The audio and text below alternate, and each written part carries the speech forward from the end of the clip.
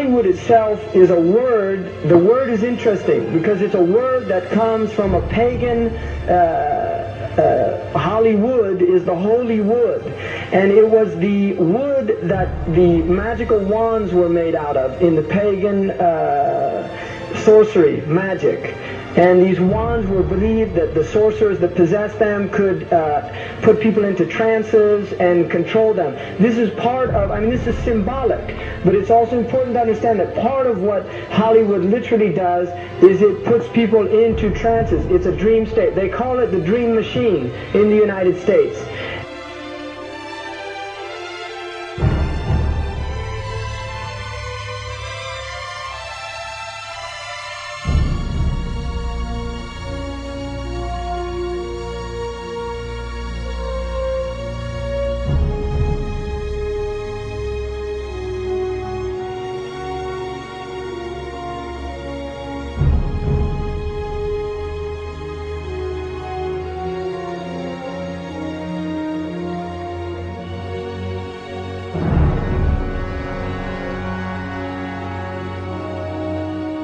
And it creates fantasies for people. It puts people into these things. Now, one of the things is interesting that in the part of what's done in movie theaters, in darkened rooms where people watch television, is literally a trance state that occurs through what's called suspended state of disbelief. You enter into a state, you suspend your disbelief and enter into a state whereby you begin to believe what you internally realize is imagination.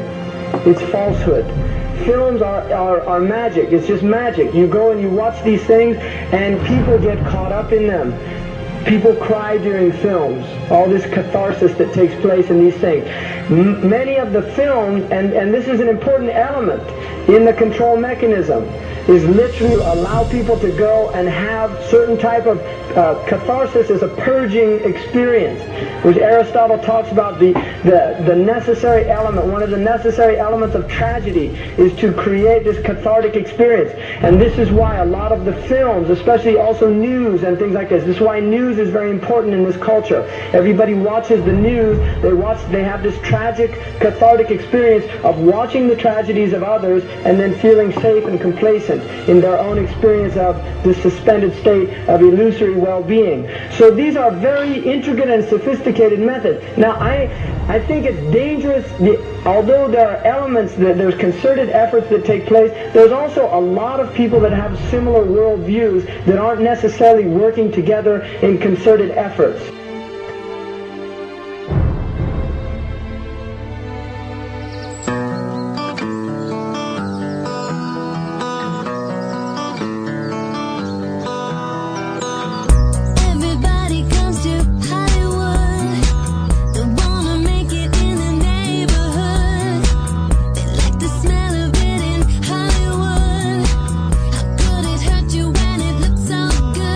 Shine your light now.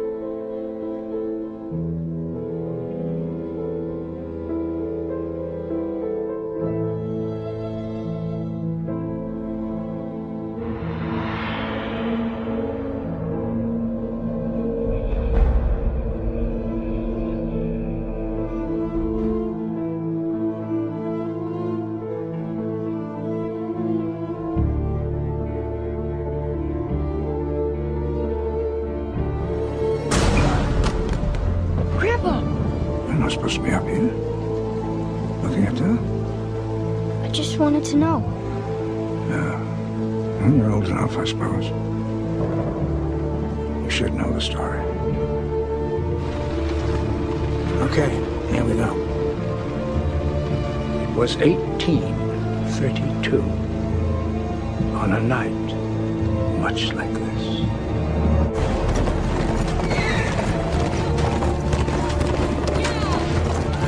Charles Carroll was the last surviving signer of the Declaration of Independence. He was also a member of a secret society known as the Masons, and he knew he was dying. He woke up his stable boy in the middle of the night and ordered him to take him to the White House to see Andrew Jackson, because it was urgent that he speak to the president. Did he talk to him?